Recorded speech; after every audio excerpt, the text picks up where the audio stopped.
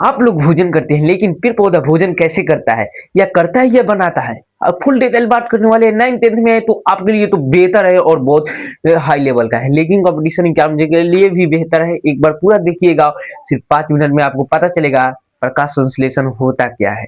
आइए देखते हैं, पौधे भोजन करते हैं या खुद बनाते हैं, उन पर फुल डिटेल बात करने वाले हैं।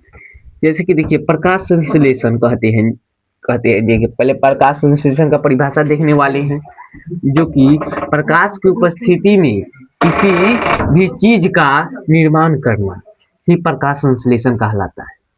यानी प्रकाश की उपस्थिति में किस चीज का निर्माण हो रहा है, यानी प्रकाश जो हो रहा है उसकी उपस्थिति में किस चीज का निर्माण हो रहा है, वही प्रकाश संश्लेषण। इसके मतलब जो निर्माण होता है उसके फलस्वरूप क्या बनता है, इसका परिभाषा एक और कह सकते हैं कि प्रकाश की उपस्थिति में में क्या इस यहाँ पर होता है सूर्य, मतलब कि CO2 H2O और क्लोरोफिल लेकर भोजन बनाता है ग्लूकोज। उसी प्रक्रिया को प्रकाश संश्लेषण कहते हैं। जैसे इसके फलस्वरूप क्या बनता है, तो ग्लूकोज बनता है, जिसका सूत्र होता है यहाँ पर लिखे है C6H12O6।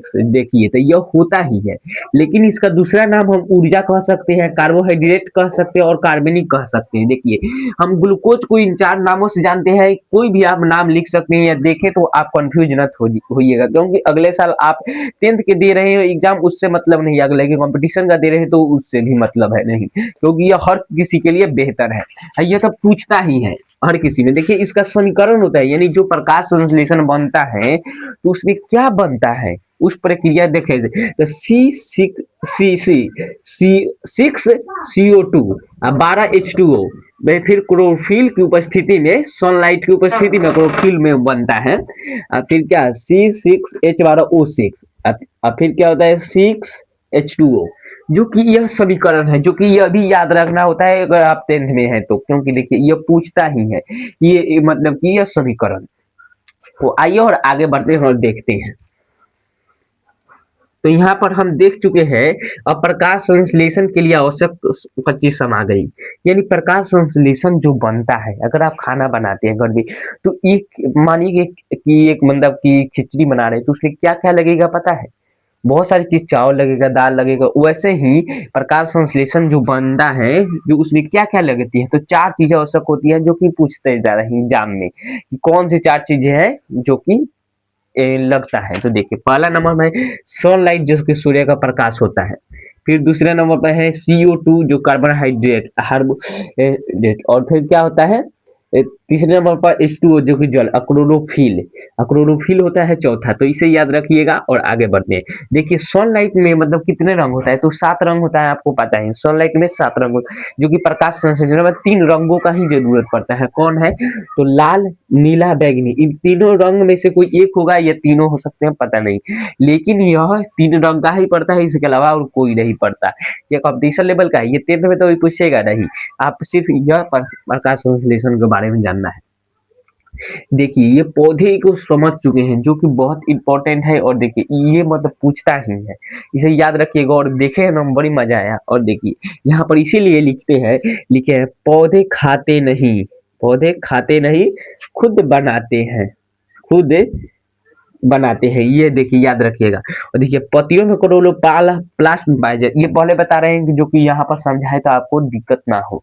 क्लोरोप्लास्ट पाया जाता है, उसी क्लोरोप्लास्ट में क्लोरोफिल होता है, और जो ग्लूकोज बच जाता है, जैसे कि आप खाना बना लिए तो एक अस्थायी रूप पर रखा जाता है ना, तो किस प्रक्रिया को स्टार्च में रखा जाता है, जो कि ग्लूकोज बन जाता है, तो स्टार्च मतलब में वो जमा कर लेता है। आइए हम इस पौधे के माध्यम से समझते हैं प्रकाश संश्लेषण होता क्या है, एक बार रिवीजन पूरा साल याद।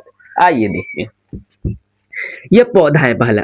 यहाँ पर सनलाइट जो आता है वो सूर्य के प्रकाश यानी पत्तियां लेती है, जो जिसमें कि क्या होता है, तो क्लोरोप्लास्ट में पाया जाता है। तो देखिए, पत्तियां लेती है, फिर वो हवा चलता है, तो हवा से मतलब हवा में से CO2 ले लेती है, तो CO2 हो गया, क्या हो गया, तो यहाँ पर यह हो गया CO2।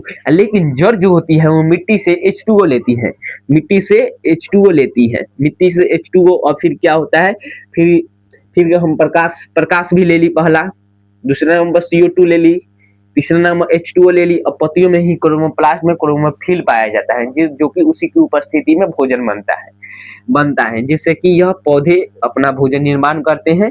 ग्लूकोज जिसका सूत्र होता है C6H12 और O6, इसे याद रखिएगा। ये ग्लूकोज का सूत्र होता है।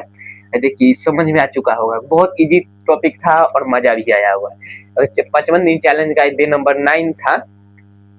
अब डे नंबर 10 में क्या, ये कमेंट बॉक्स में जरूर लिखिएगा कि डे नंबर मतलब कि 10वें में हम क्या लाए, जो कि इम्पोर्टेंट और इजी टॉपिक था। बड़ी मजा आया होगा और बहुत इम्पोर्टेंट था, समझ लिए होंगे। नहीं समझे तो फिर से दोबारा वीडियो देख लीजिएगा, बहुत इंगेजिंग तरह का है।